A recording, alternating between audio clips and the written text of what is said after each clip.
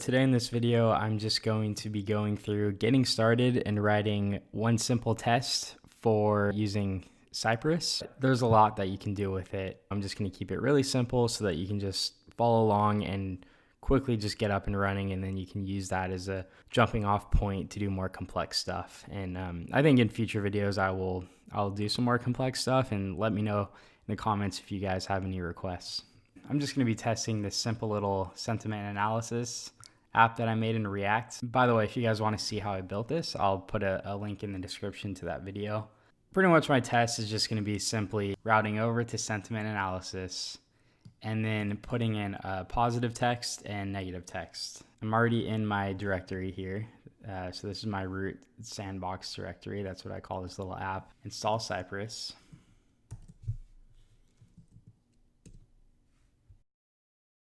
So now we have the app open, and it's just one little page here. For the selectors of the elements is data attributes here. So this is best practice for QA testing because if you use like CSS, IDs, or classes, those are more likely to change, fluctuate through development. So this is kind of a good way to make sure that these remain as stable as possible. And now what we're going to do is we're going to open up Cypress, and I'm going to do that through commands, node modules. It's kind of long. .bin, and then we're going to do Cypress and then space open. And that's going to open a little app here. Here is our user interface. And so this is pretty cool. It already populated some examples for us. But what we're going to do now is create my own spec file. So here's the folder. It's going to be under integration, and then we're going to call it sentiment analysis.spec.javascript. So the way that we're going to start this is we're going to describe our overall test, what we hope to accomplish with this file, this suite of tests. So we'll call it sentiment analysis tests, and then pass function. And then we're going to do before each. And what before each will do is it will literally run whatever instructions I give it here before every test in this file. So for this one, we're just going to simply do sci.visit, the URL. And then I'm going to do my local host. Now for our first test, we'll go it, and then we'll call it, let's do should route to sentiment analysis page.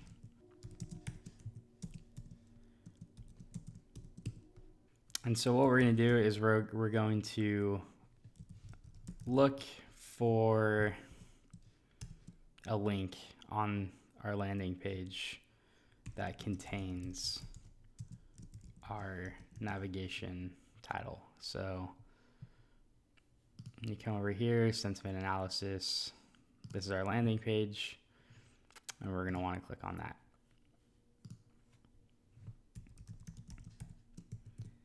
All right.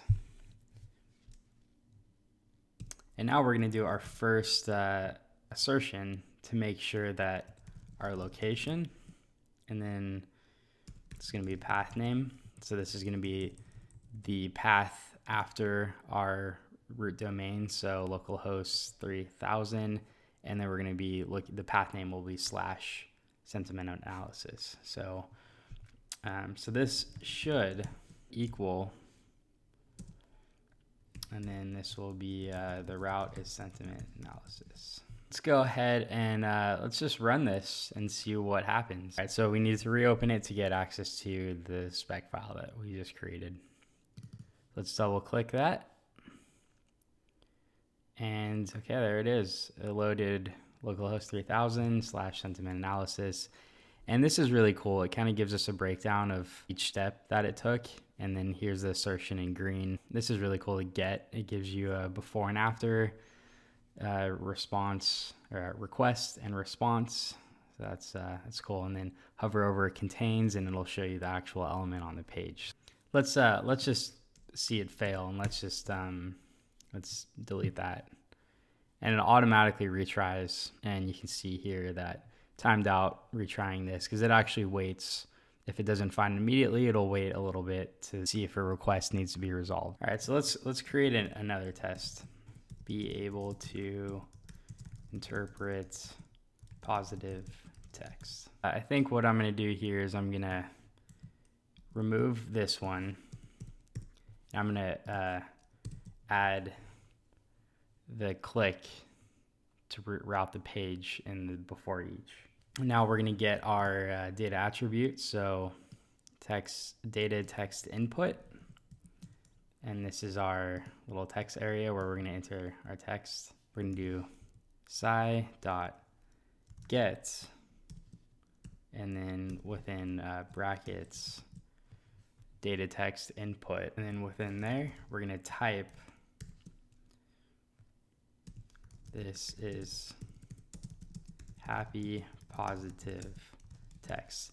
And then we're going to do for testing this. So this input should, since this is an input, have value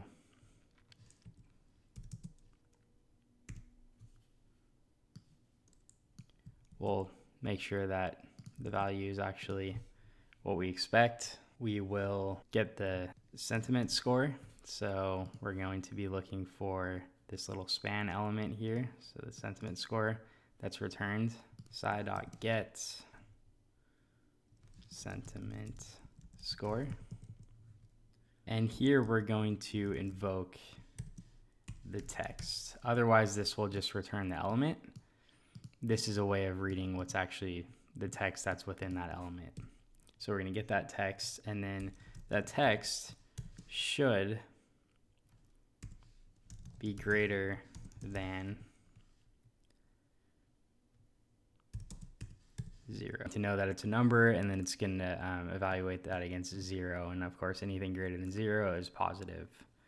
So let's go ahead and run that and see.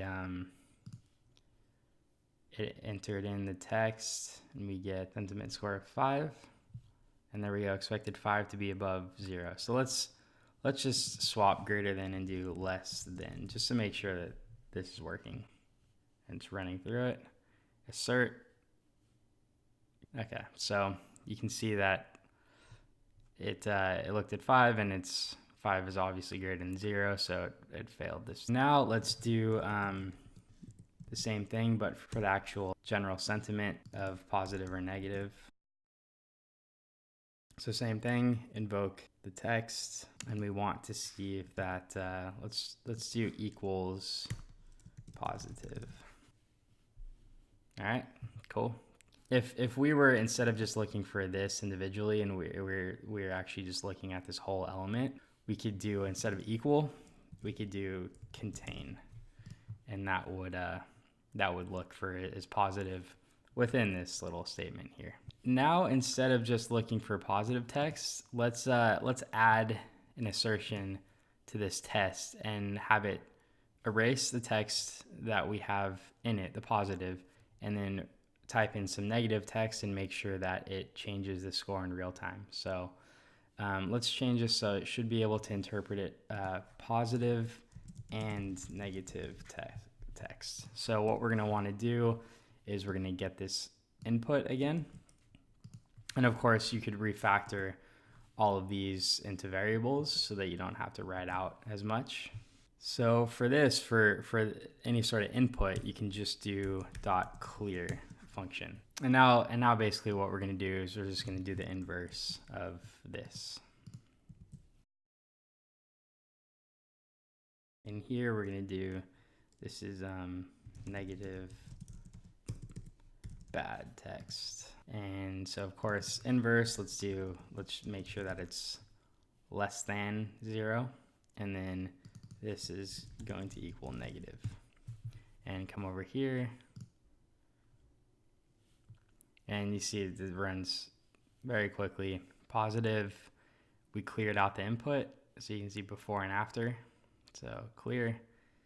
And then we type in, this is negative bad text, changes the score and the sentiment. There you go, -5 is below 0, and expected negative to equal negative.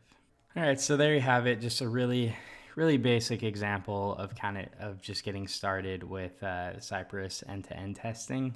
And I really like it. I mean, I think for my React projects, this will be my end-to-end framework. I'm looking forward to using it more and getting more experience in it, and then hopefully I can pass on some knowledge to you guys. Let me know what you guys think, if you tried it or if you have any questions, and thanks for watching.